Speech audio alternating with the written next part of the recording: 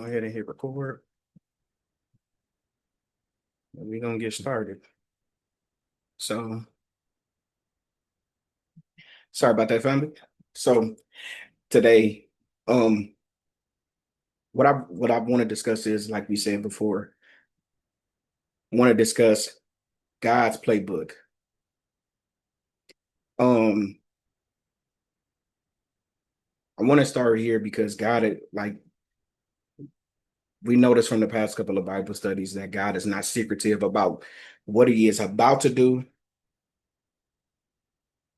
and also that He doesn't want to sneak attack anybody, right? He doesn't want to sneak attack no one. And I want to go over this to show the consistency in how God operates in his character, that he has been open about what he is going to do to everyone. And he's been running the same playbook in the same play, same couple of plays, but he is undefeated. But I want to go over this just to show the consistency in God's character.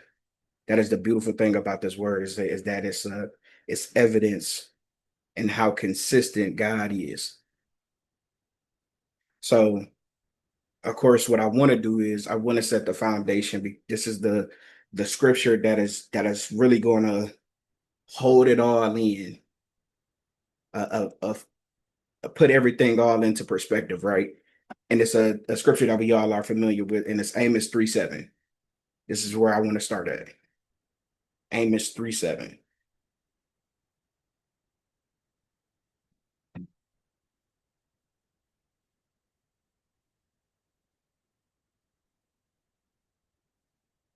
And Amos 3:7 reads this. Just remember to not bookmark it, but just keep this thing in the back of your head as we're going through this.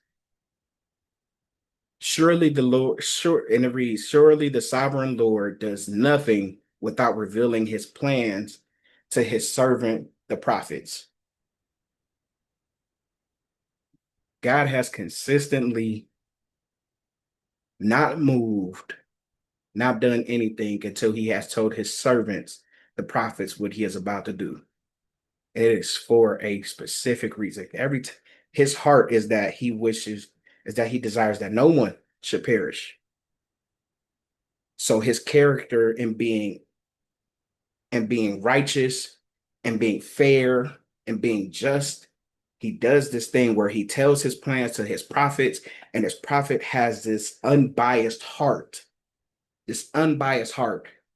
for all those who are willing to hear, this unbiased heart to proclaim and warn and to show and to tell people to turn away because his wrath is on the way. This unbiased heart. Same conversation that we was just having freely. He give us this information freely. He desires for us to give this information. As to be the whole point of being a light is that he had gave Israel a set of rules and a set of characters that embodied his ways and how it will be in his kingdom. An example of what he desires for us to be on a daily basis of righteousness, fairness, and justice. To be that example, to live that out, that it may shine and show people the way to the kingdom.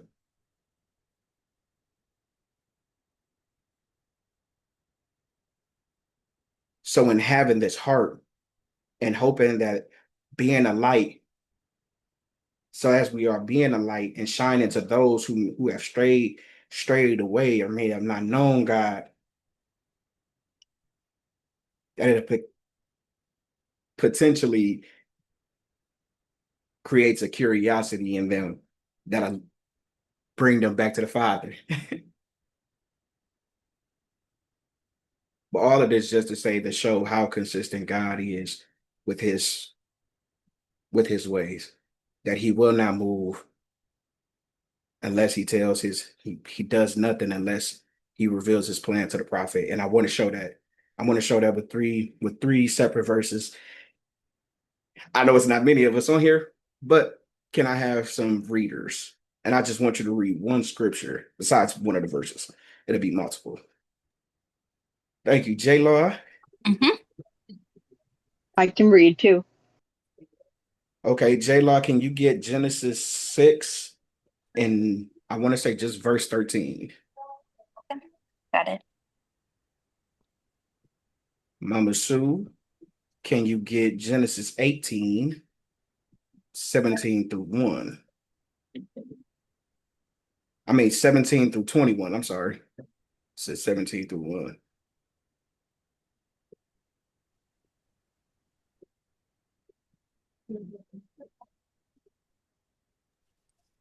You need somebody else, bro?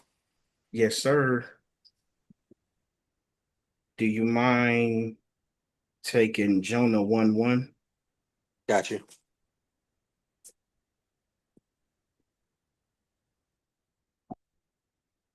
Okay, J Law, do you mind reading Genesis 6:13? This is, I want to go through and show how consistent God is with this playbook that he said in Amos 3:7. He said, surely the sovereign Lord does nothing without revealing his plan to the prophets.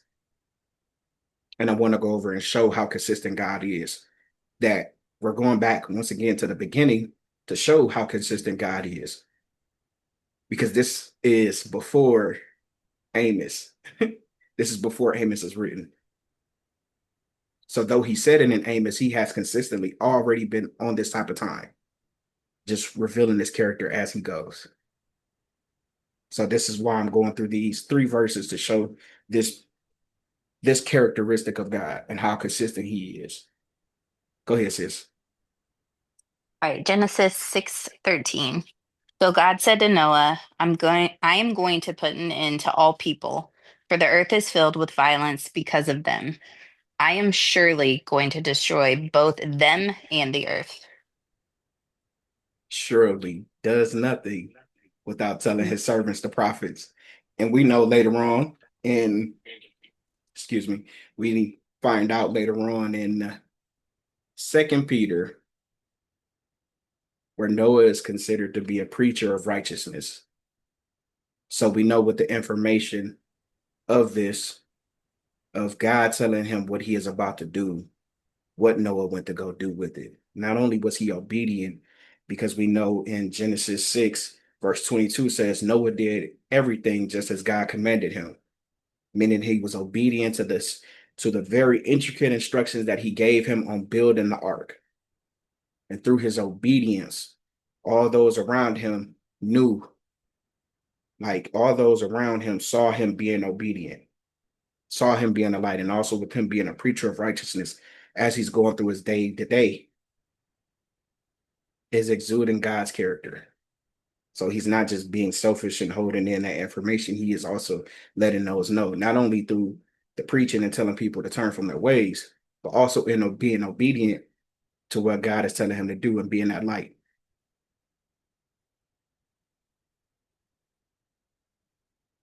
Consistency in God's character that he does not want to sneak attack no one.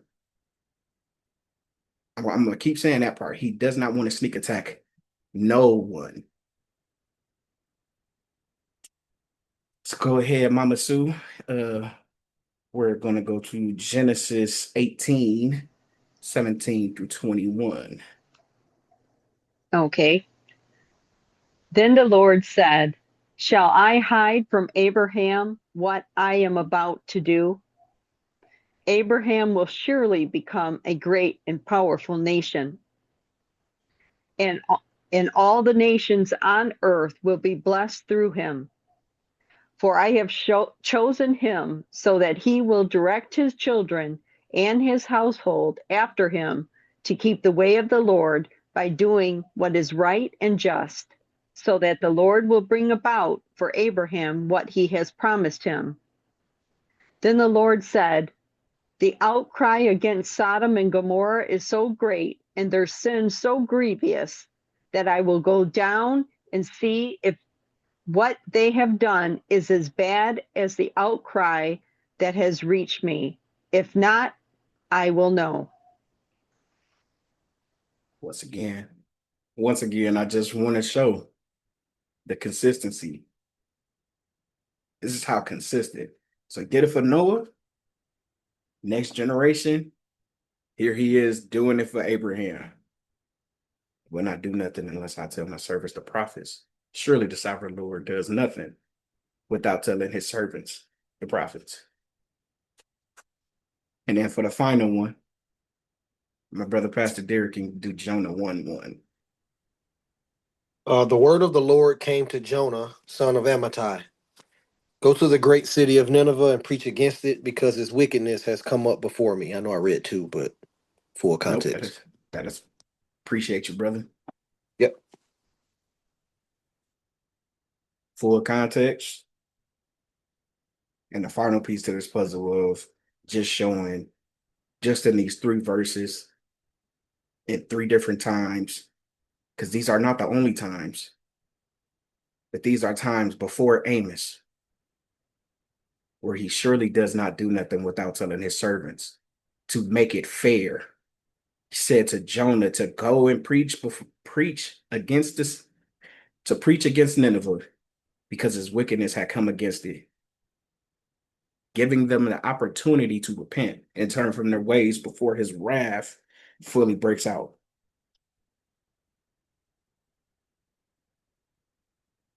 I say that because this is a consistent thing that God does. This is a consistent play that God does, where he is being fair and just, where he is giving them the playbook of what he is getting ready to do and even why he's getting ready to do it. And I say that because of what we know is about to come.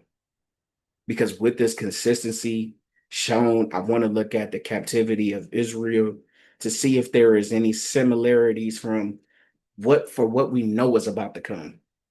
What we know is about to come with the 4th seal breaking, with the golden censer being cast down, and the way that the world will look and will be. If there's any similarities in the game plan, any consistencies in the game plan. Because as we can see, he is consistently giving us this game plan that surely he will not do anything unless he tell his servants, the prophets. So with that, I want to go to Jeremiah 25. And we're going to set the scene up.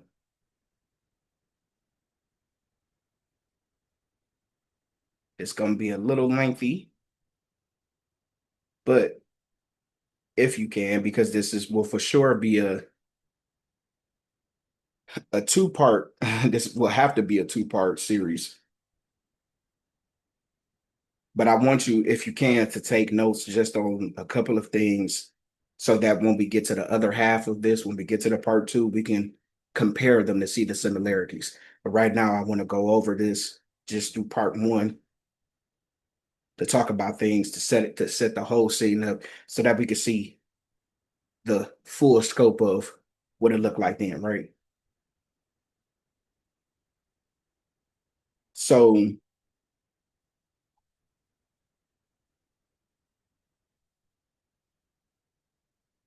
hmm,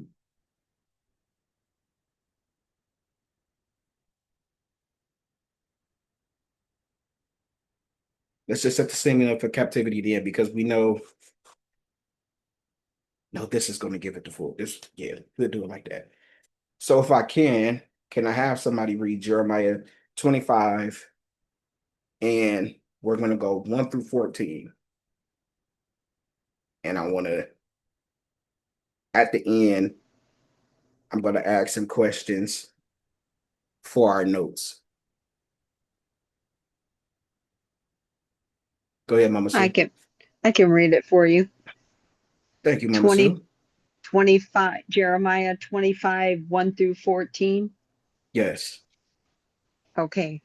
The word came to Jeremiah concerning all the people of Judah in the 4th year of Jeroboam, son of Josiah, king of Judah, which was the 1st year of Nebuchadnezzar, king of Babylon. So Jeremiah the prophet said to all the people of Judah and to all those living in Jerusalem, for 23 years, from the 13th year of Josiah, son of Amon, king of Judah, until this very day, the word of the Lord has come to me, and I have spoken to you again and again, but you have not listened. And though the Lord has sent all his servants, the prophets, to you again and again, you have not listened or paid any attention. They said, "Turn now, each of you, from your evil ways and your evil practices, and you can stay in the land the Lord gave to you and your ancestors forever and ever. Do not follow other gods to serve and worship them. Do not arouse my anger with what your hands have made. Then I will not harm you." But you did not listen to me, declares the Lord, and you have aroused my anger with what your hands have made, and you have brought harm to yourselves. Therefore, the Lord Almighty says this: because you have not listened to my words, I will summon all the peoples of the north, and my servant Nebuchadnezzar, king of Babylon, declares the Lord. And I will bring them against this land and its inhabitants and against all the surrounding nations. I will completely destroy them and make them an object of horror and scorn and an everlasting ruin. I will banish from them the sounds of joy and gladness, the voices of bride and bridegroom, the sound of millstones, and the light of the lamp. This whole country will become a desolate wasteland, and these nations will serve the king of Babylon 70 years. But when the 70 years are fulfilled, I will punish the king of Babylon and his nation, the land of the Babylonians, for their guilt, declares the Lord, and will make it desolate forever.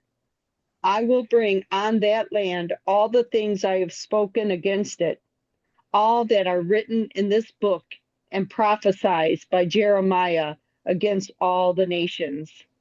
They themselves will be enslaved by many nations and great kings. I will repay them according to their deeds and the work of their hands. Thank you so much, Mama Sue. I know that that was a lot to read, but I wanted to cover it all and come back and ask a couple of questions, right? So, how long were they sentenced to captivity? How long were they sentenced?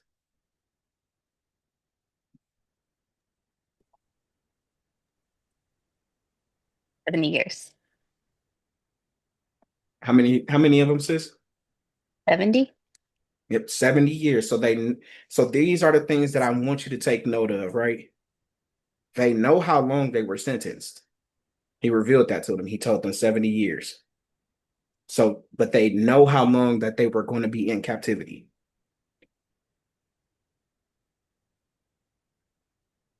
Were they warned before this came to pass? Mhm. Yes. Yep. Jeremiah said that the Lord had sent prophet after prophet after prophet, and he alone had been coming to them for 23 years. But the Lord has continued to send prophets, but they have not listened. So that people were sent. Prophets were sent beforehand, but they did not listen.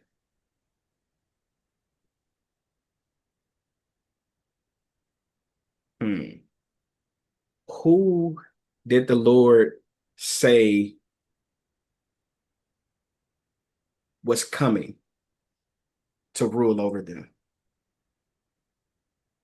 Nebuchadnezzar, king of Babylon. So they Like, knew, you know who. you know who is coming. Look at the playbook that he is revealing. How long you're going to be, that you're going to be in captivity, how long you're going to be in captivity, who you're going to be in captivity to. And you knew this all beforehand, before it even got to this point of how to get out of it. If they would have turned from their wicked ways, sent prophet after prophet after prophet to tell them to stop what they were doing and return back to the Lord. So he honored what he was saying in Amos, which is still, which is around this time of when it says the Lord, surely the Lord does nothing without telling his servants the prophets. So not only has the Lord sent prophet after prophet after prophet, they also had Isaiah, they had Elijah, they had Jeremiah, they had Amos, all of these prophets who were telling them and warning them about what was coming. And that's just the ones that we know.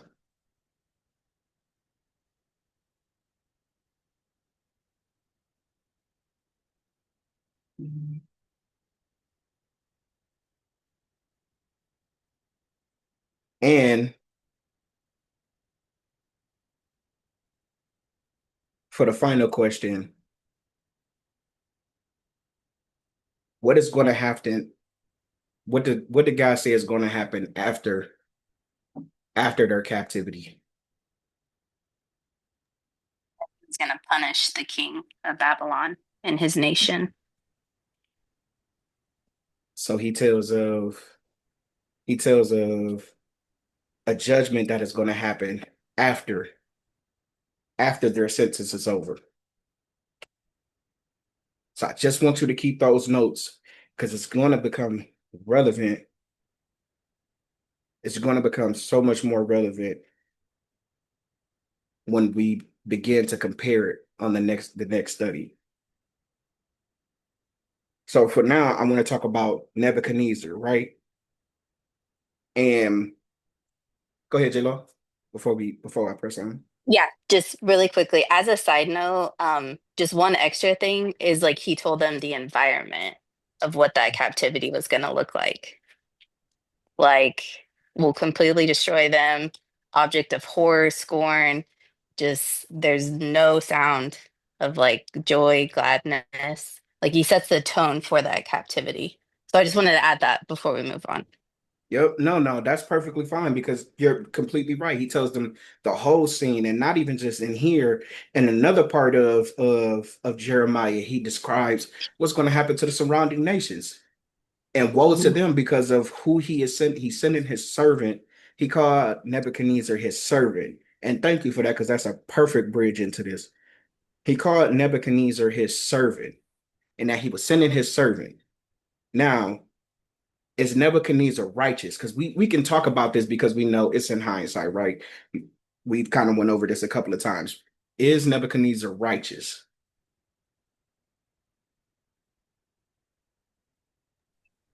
In that moment under that No, reign, no.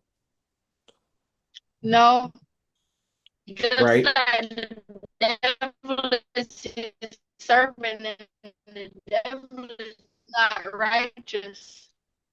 It's funny because I heard you, sis. None of that. And she ain't even on the land yet. It's funny because both of Right. them came He on and said, they hey, we both ain't did heard the none of same that. thing. Oh, We y'all ain't can't heard hear you. me? No, I can Y'all hear you can't hear now me? clear. You and G. Oh, Now you clear. You clear now, sis. You not, bro. You not. But I I heard exactly can't. what she said. She said, no, he's not the servant the same way that the devil is the servant, but he's not righteous either.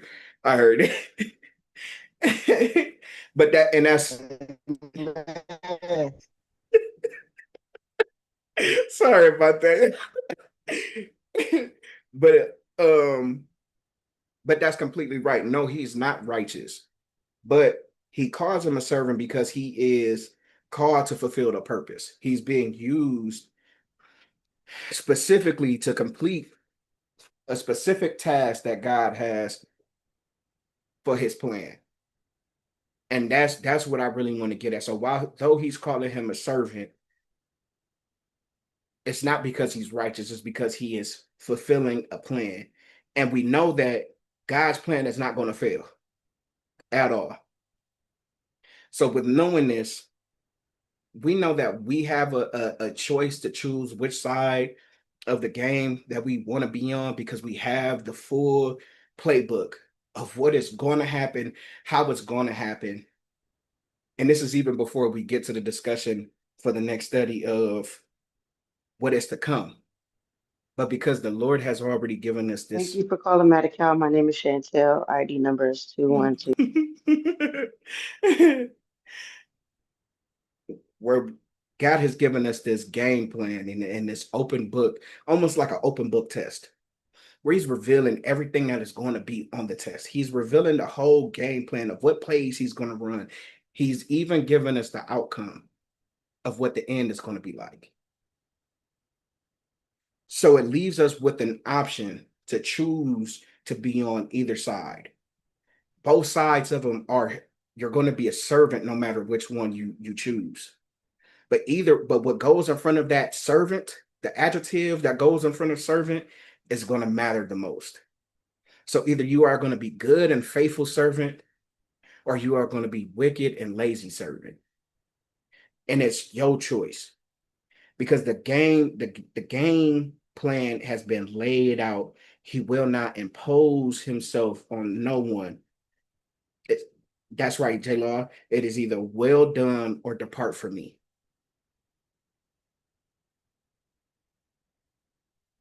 And we know that, and we know the game. We know the full play. We know what the winning team, the definite winning team. He already let us know that he was going to be the victor.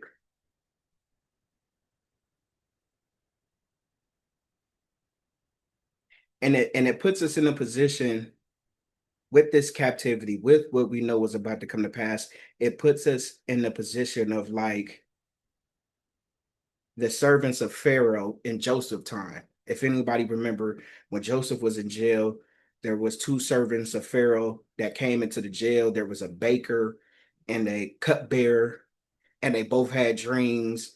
And Joseph and Joseph interpreted both of the dreams because God allowed him to interpret both of the dreams for him. And he told one of the servants was going to be returned back to their service, and the other one was going to be unalived.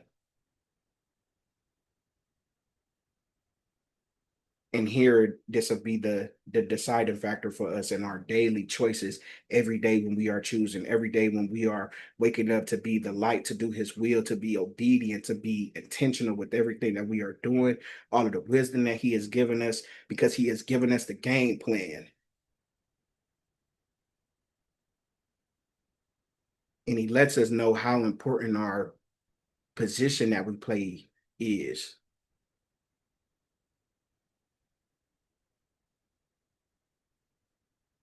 So if you know the game plan and you know that His plan is not going to fail,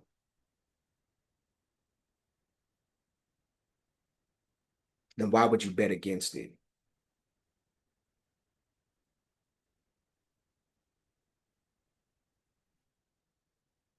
So I want to kind of go back to that talk. I kind of want to go back to I want to go back to Jeremiah, but I want to go to 27, and I want to keep kind of going back to Nebuchadnezzar because I want to show and encapsulate all of the power that Nebuchadnezzar got, all of the power that God gave him.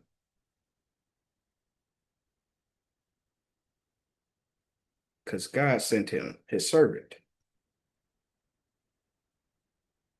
Because this is important if we look at the parallels between what has happened and what is about to happen. There's a parallel.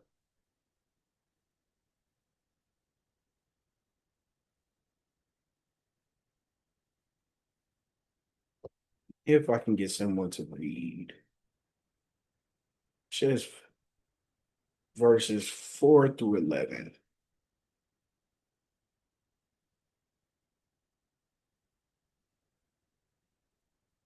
And this is Jeremiah prophesying again about what is about to happen before captivity.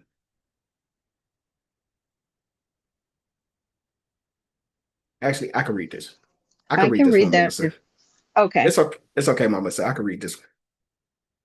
And it says, once again, to give full context, this is Jeremiah once again prophesying about what is getting ready to come. And it reads, give them a message for their masters and say this. This is what the Lord Almighty, the God of Israel, says. Tell this to your masters. With my great power and outstretched arm, I made the earth and its people and the animals that are on it. And I give it to anyone I please. Now I will give all of your countries into the hands of my servant. Sorry, excuse me. Now I will give all of your countries into the hands of my servant Nebuchadnezzar, king of Babylon. I will make even the wild animals subject to him. All nations will serve him and his son and his grandson until the time for his land comes. Then many nations and great kings will subjugate him. If, however, any nation or kingdom will not serve Nebuchadnezzar, king of Babylon, or bow its neck under his yoke, I will punish that nation with the sword, famine, and plague, declares the Lord, until I destroy it by his hand.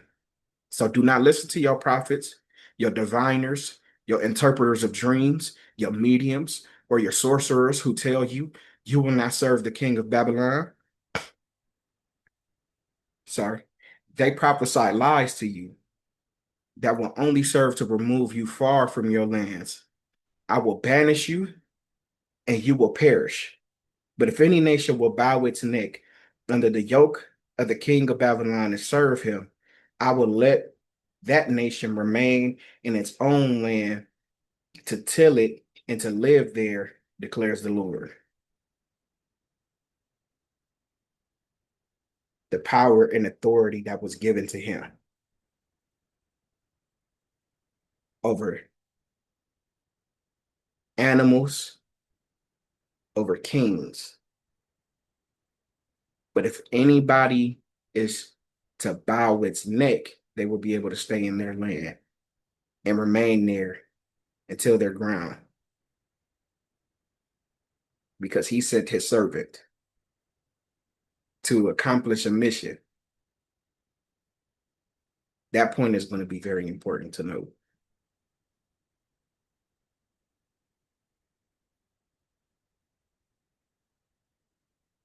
Go ahead, Mama Sue.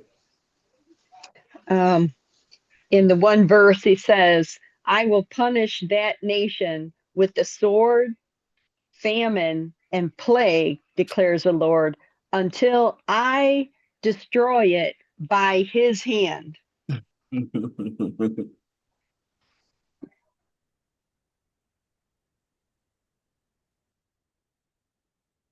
He's giving you the playbook, letting you know what is about to come, what is about to come.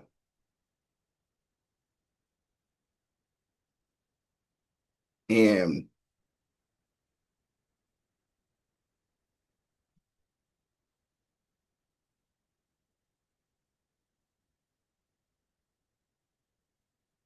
how important it is to be in tune with this playbook.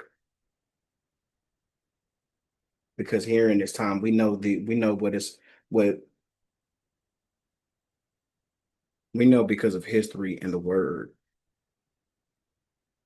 what is happening and what happened when Nebuchadnezzar came and the things that came about and the prophecies that was laid beforehand and how they lay way for what is about to happen.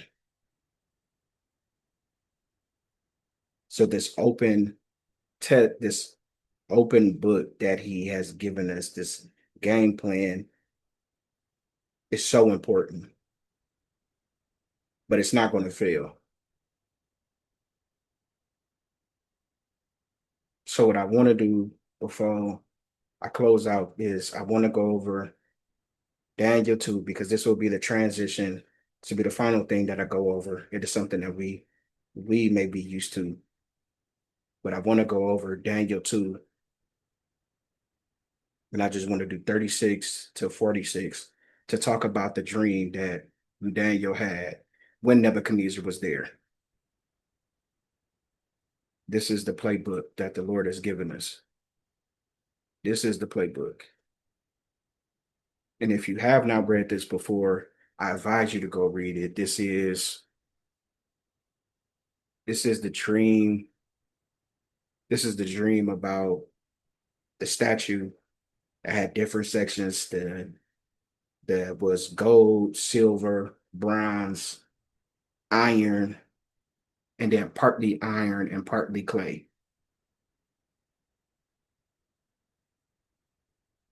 And this was a prophecy of what was going to happen. So he had sent his servant Nebuchadnezzar, and he had told him that after 70 years, not after 7 years, he had told him when Nebuchadnezzar's appointed time come, that other kings will come and subjugate him. So this interpretation of the dream is letting Nebuchadnezzar know the whole game plan. Because once again, the Lord does nothing without revealing his plan. Surely the Lord does nothing without revealing his plan to his prophets, his servants, the prophets. So once again, the whole dream, if you want to read it, it is Daniel 2:26 through 46. But I just want to go into the interpretation of the dream because I know that it's a lot to read. Because Nebuchadnezzar had a dream and he had summoned all of his diviners and all these people, all the wise men and all these people he gave them a two-part task of not only telling them what the dream was, they had to tell him what the dream was and then interpret the dream. So here it is, the Lord revealed this dream and this plan, and this dream came from God. So if I would, Mama Sue, if you do not mind. Yep, I can read. I just want to do Daniel What verses? 36 through 46. Okay. This was the dream, and now we will interpret it to the king. Your Majesty, you are the King of the kings. The God of heaven has given you dominion and power and might and glory. In your hands he has placed all mankind, and the beasts of the field and the birds in the sky. Wherever they live, he has made you ruler over them all. You are that head of gold. After you, another kingdom will arise inferior to yours. Next, a third kingdom, one of bronze, will rule over the whole earth. Finally, there will be a fourth kingdom, strong as iron, for iron breaks and smashes everything. And as iron breaks things to pieces, so it will crush and break all the others. Just as you saw that the feet and toes were partly of baked clay and partly of iron, so this will be divided kingdom, yet it will have some of the strength of iron in it, even as you saw iron mixed with clay. As the toes were partly iron and partly clay, so this kingdom will be partly strong and partly brittle. And just as you saw the iron mixed with baked clay, so the people will be a mixture and will not remain united any more than iron mixes with clay.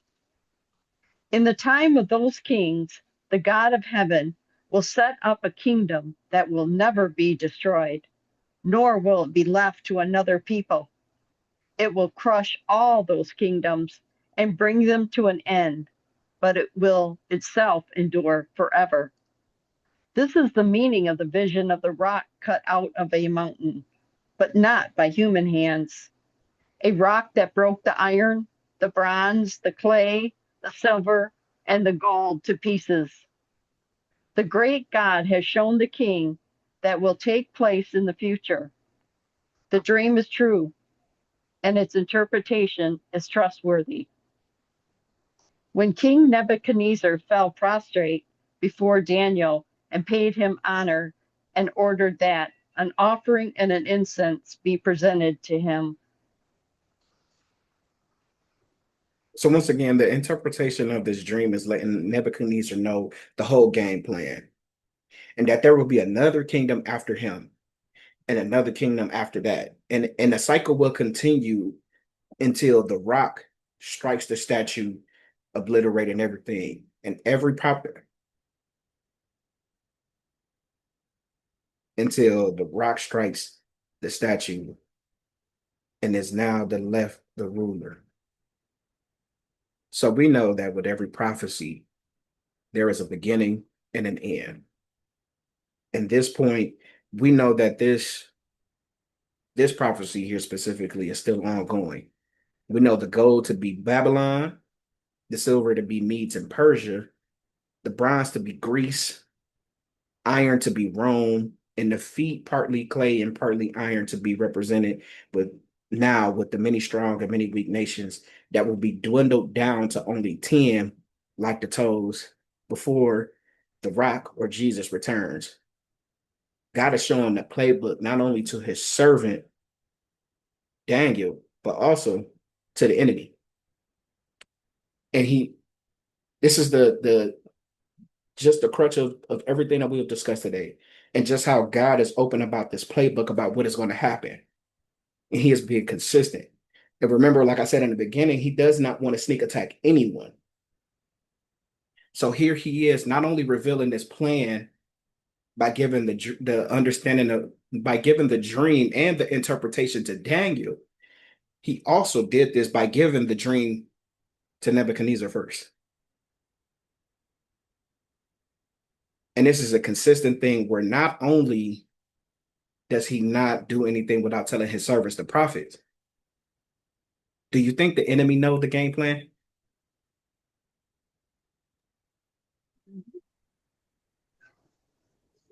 Yes. Yep. He doesn't want to Servant. sneak in.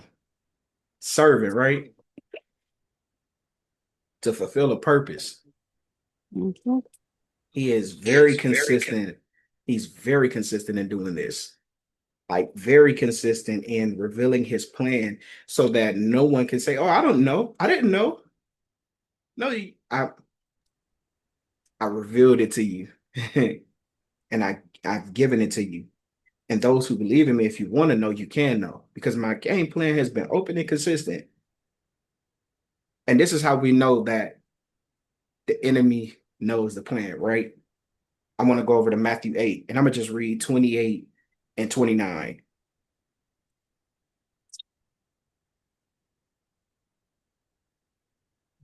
Click mark. Matthew 8. And this is Jesus when he is actually it's going to say it's going to give you the full context of what Jesus is doing before I give it away. Matthew 8, 28 and 29, and it reads this. When he arrived, this is Jesus, when he arrived at the other side in the region of Gathering.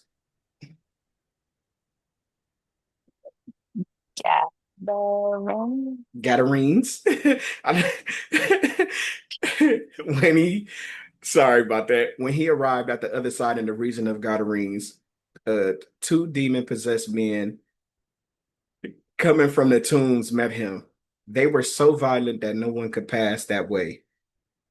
What do you want with us, Son of God? They shouted. Have you come here to torture us before the appointed time? So we know like appointed time means that this was a set amount of time. Like they knew that it was a particular time where they were going to be tortured to the point where they know the time. But here they are saying, so they know the playbook too. And I want to even take it just a little bit further, and we'll close out with this with Revelation 12, 12. Revelation 12 with verse 12.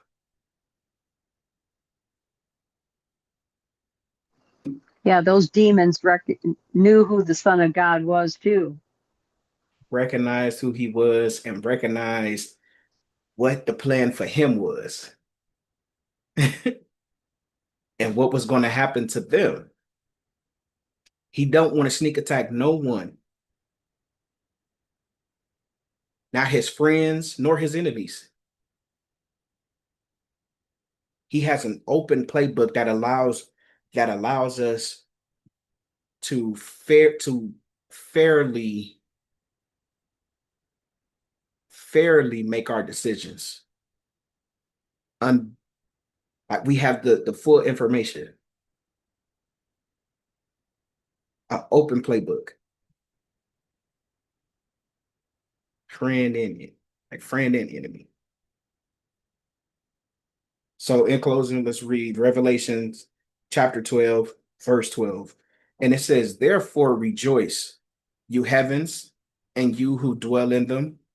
But woe to the earth and the sea, because the devil has gone down to you. He is filled with fury because he know that his time is short.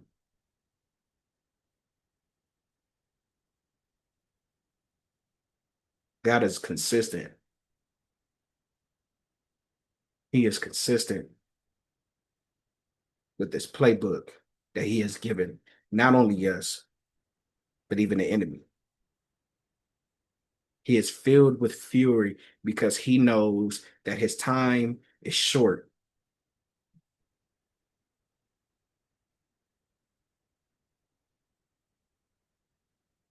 But we'll be walking around with a delusion thinking that we have all the time in the world. But even the enemy knows that the time is short.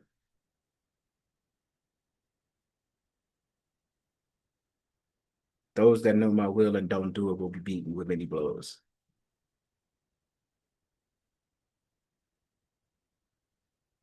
We know because we have studied.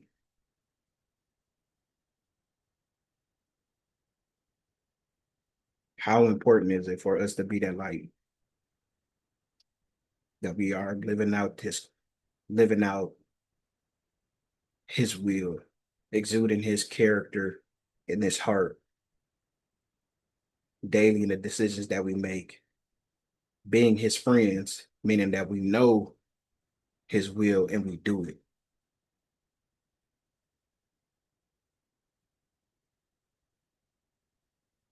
Freely he has given us this information. Freely and intentional, we should be giving it away and letting people know.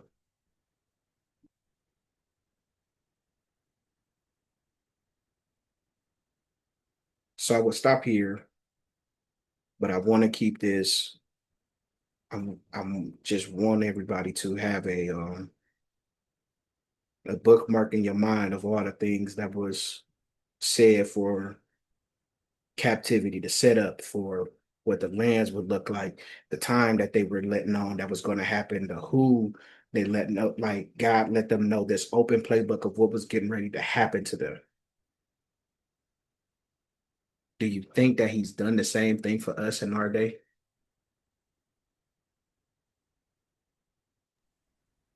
Mm-hmm.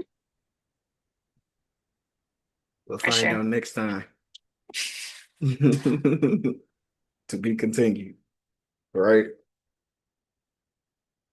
So with that, I'll open up the floor. There are some comments or questions or anything anybody wants to add.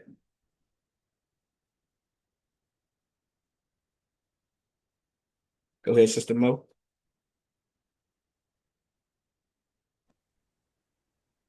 I love your study and topic, brother, because it really highlights the character of God and how merciful he is.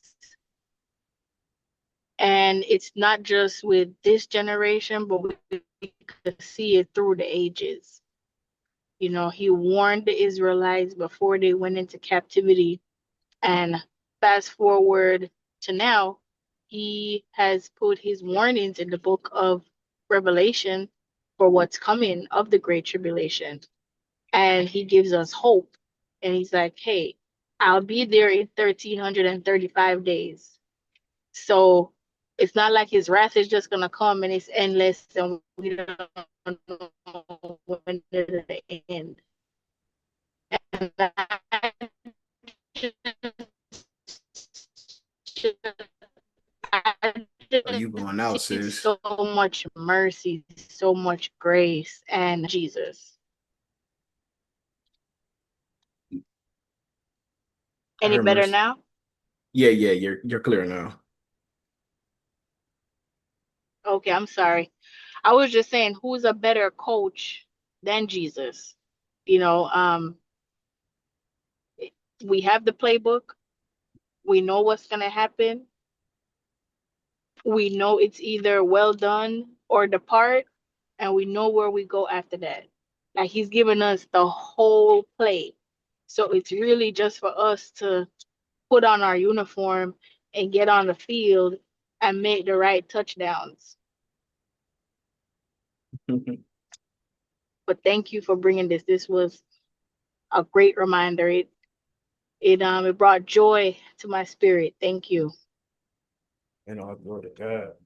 It's I like what you said because it is like what better coach is it to have than to have Jesus? Because not only as like how he has shown us like as God, how that his plan will not fail. He also gave us a good representation of what it means to be a player on the team and how it's very important to have those moments from the coach. As he was on earth, as he was Jesus, he took moments to go and pray, moments to get information from the coach of how to move. What do you want me to say? I don't do anything unless the Father tells me to do. So to have a coach who is not going to lose and who always has a foolproof plan to always win, the best thing you can do instead of adding your own and doing your own thing is to listen to the coach and the plays that he's telling you to run. But there's a perfect harmony of making time to go listen to the coach so that you understand his plan. So I just like that analogy that you use, sis. I really like that. Go ahead, Mama Sue. I was thinking something similar was God is the coach, same thing. And he's saying, okay, you can go on this bench or you can go on that bench. Now, on this bench, you're going to do a lot of work. You're going to sweat. You're going to do these plays. You're going to be active. You're not going to be sitting on the bench. Now, all you lazy ones that don't want to contribute, you go on and go over to this bench. I'm still going to use you. You're still going to have a role. You're going to be part of the team. You're going to represent members, but you're going to sit over here on this bench. And you don't have to play and you don't have to do anything, but I'm going to bring you in when I choose to bring you in. And you may not like the role that I have for you to play. You may not like the play that I'm going to give you to play, but that's going to be your part, and you're going to sit over here on this bench. It just that's what was going through my mind as you were saying it, and it was funny that Sister Mo brought that same analogy up, but that's what I was thinking. You can choose what bench you want, and you can be active over here or you can be lazy over here, but I'm going to use you just like King Nebuchadnezzar. You're still going to have a role, but it you still might be wicked over here. Over here, I know you're in the game. I know you're going to do your part. I know you're dedicated. I know you're obedient. I know you believe in me. I know you believe in my plan, in my plays. You know, and it's Great message. and the ones that want to be selfish, the ones that don't want to listen, the ones that only see the I in team that ain't really there. I like how can I if we can see in our sports how damaging that is to the team to have someone be selfish, like they themselves may have the accolades and all this other stuff, but it does damage to the team. Can you imagine that on what it looks like in God's kingdom? To know that his plan is a corporate plan, but to live this thing out to be so selfish to only worry about you, how damaging that could be. Like, so it's very important for us to be a team player and not think about self, but think about the team. So that we are not selfish and that we think every thought, every action, every decision that we're making is kingdom based or team based, if we use in the reference, the analogy. How important it is for us to be kingdom minded and not self minded, not selfish, only thinking of self, especially when God, like we had the conversation before of how God is only asking us to do what he is doing. And to me, in my human brain, that is so reasonable. That is very reasonable to ask me the lengths that you will go.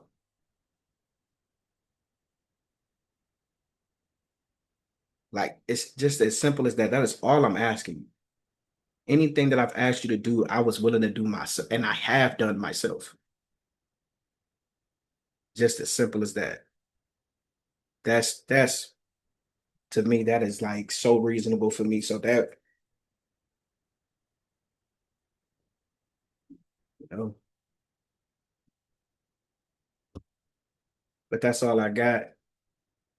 Family, if there's not anything else anyone want to add, anyone, I thank you, sis, for that compliment. I seen it.